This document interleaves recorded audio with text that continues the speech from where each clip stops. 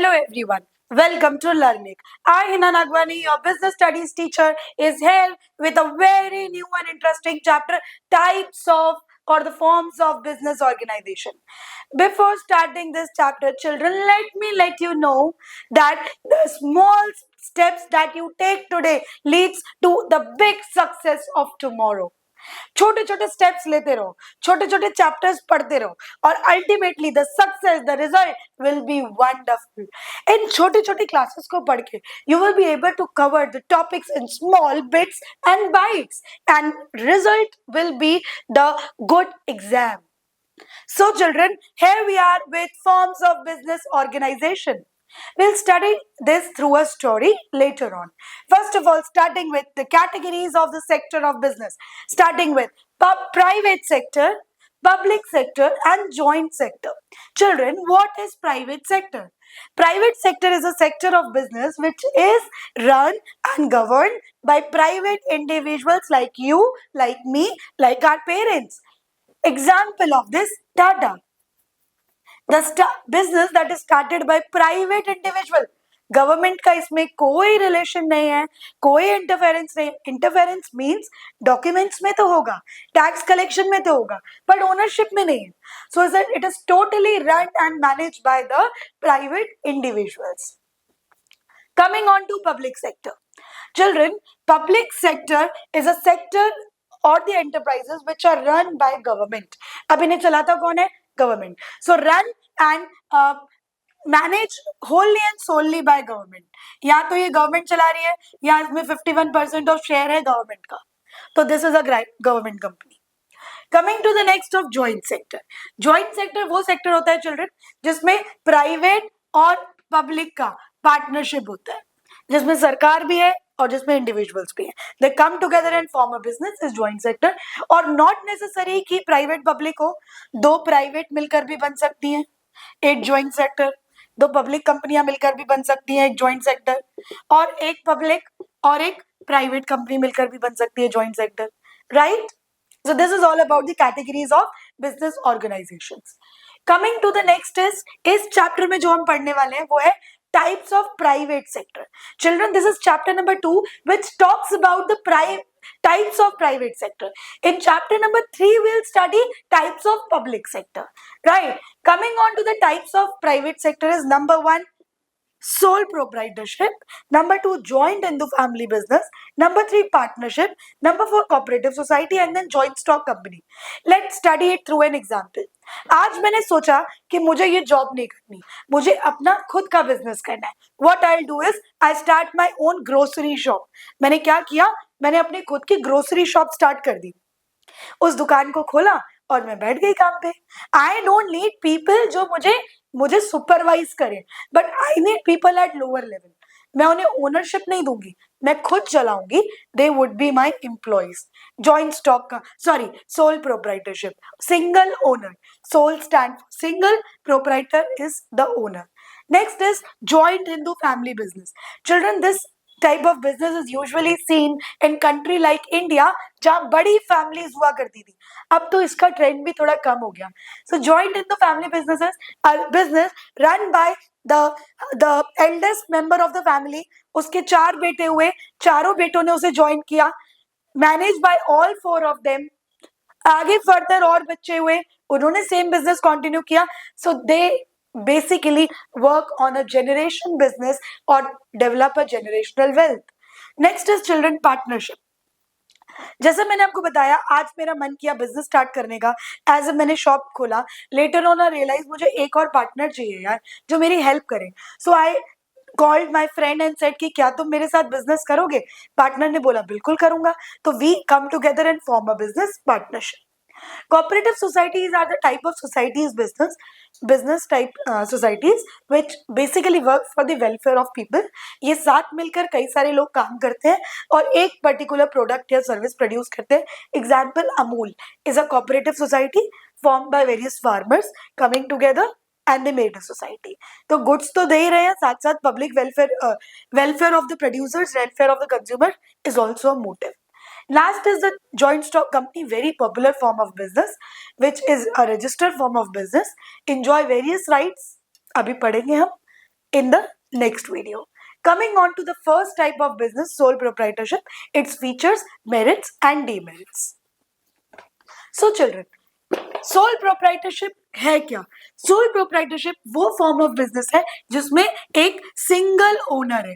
This is a single owner. तो जितने भी चीजें, जितने भी प्रॉफिट्स हैं, वो कौन एंजॉय कर रहा है? वो सिंगल ओनर. पढ़ते हैं इसके features. Coming on to its features, number 1 is it is managed totally by the single person and only he is the one who has the ownership. So single ownership.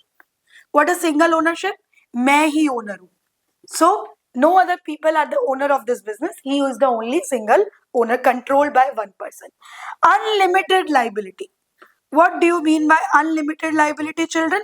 अब business में जितनी भी liability आएगी वो पूरी की पूरी इसी को बियर करनी है. लेट्स से 2 करोड़ के बिजनेस असेट्स खरीदने हैं, ही विल परचेस. 2 करोड़ की liability I, he will beer. तो प्रॉफिट भी इसका है, लॉस भी इसका है, असेट भी इसके है, liability भी इसके. There is no one to share his assets, his liabilities, his profits, his losses. He is the one responsible for this. Unlimited liability. The next one is children, full control. इस business पे किसी का interference नहीं है.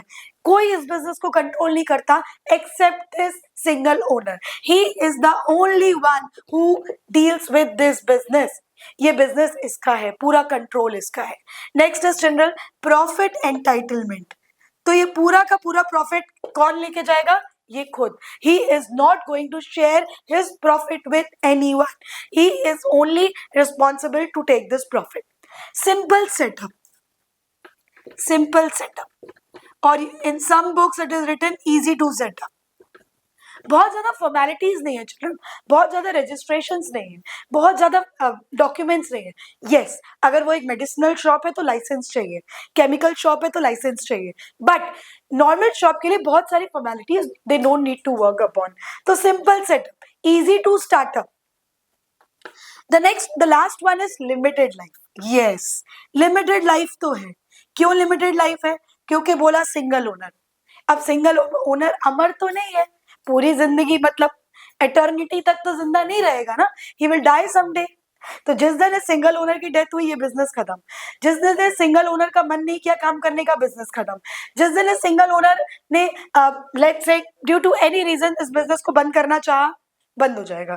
सो nobody else to accompany him. These are all the features of sole proprietorship. Coming on to the merits and demerits. देखो, हर सिक्के के दो पहलू होते हैं बच्चों.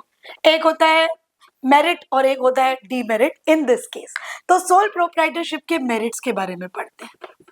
Coming on to the merits, फायदे भी हैं.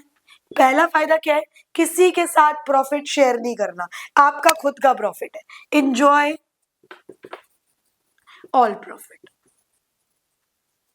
He is the one who enjoys the whole profit. पूरा प्रॉफिट उसका है. No profit sharing. कहीं कहीं किसी किसी बुक में लिखा है नो प्रॉफिट शेयरिंग. किसी के साथ इस प्रॉफिट को शेयर नहीं करना. Full control. इस पूरे बिजनेस में जो भी डिसीजन होंगे वो मेरे होंगे, जो कंट्रोल होगा वो मेरा होगा. So he is the only one who enjoys the right to control. तो full control. Coming on to next is quick decision making. Decision कैसी होगी? क्विक. कोई हायरार्की है? नहीं. किसी से पूछना है?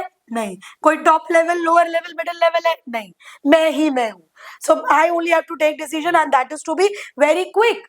आज ही मुझे ऐसे लगा कि कुछ गुड्स आ गए जो बहुत जल्दी सोल्ड आउट हो सकते हैं, मैं उनका स्टॉक मेंटेन कर सकता हूं, मेक इट.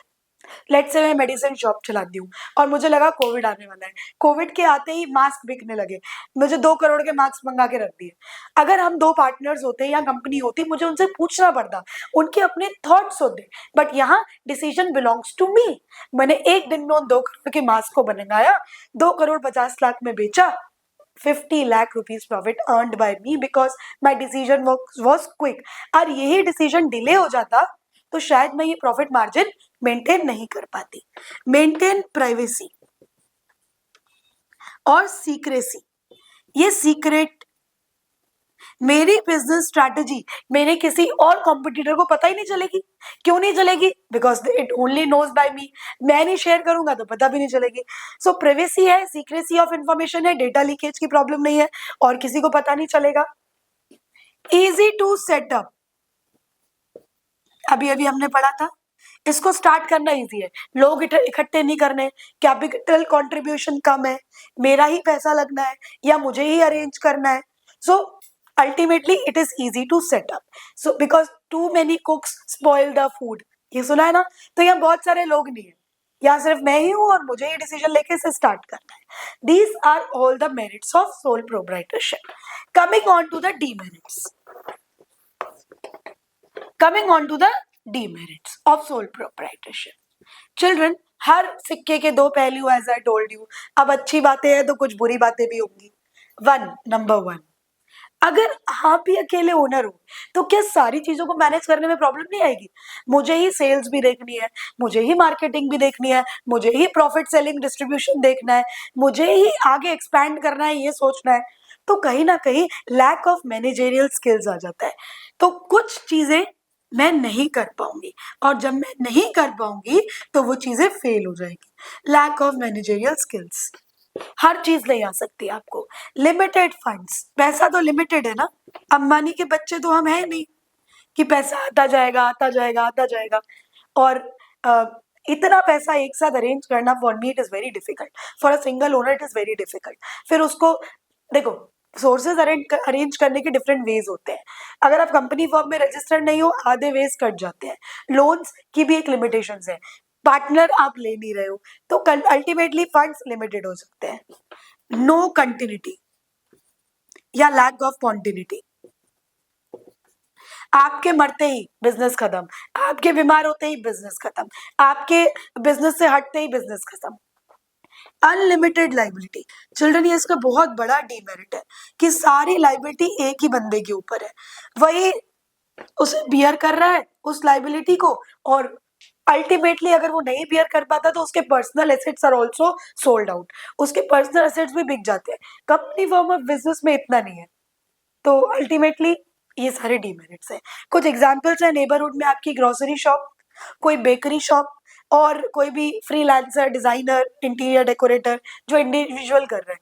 मैं इंटीरियर डिजाइनर हूँ, मैं घर डेकोरेट करती हूँ, मैं ही नहीं कर पाऊँ आज तो वो काम बंद हो जाएगा ना।